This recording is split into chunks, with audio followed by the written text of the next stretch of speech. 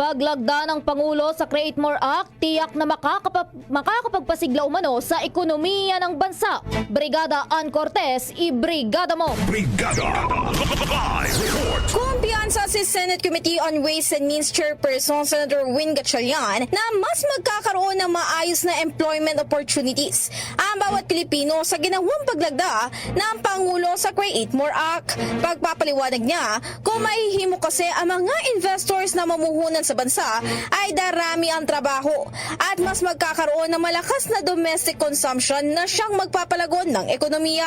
Maliban pa rito, ayon sa senador, mas mabibigyan ng suporta ang mga proyekto at aktibidad ng bansa na nakatutok sa food security, green ecosystem at maging defense. Dagdag pa ni Gatchalian, kung magiging matagumpay ang pagpapatupad dito ay malaki rin ang posibilidad na bumaba ang presyo ng mga bilihin.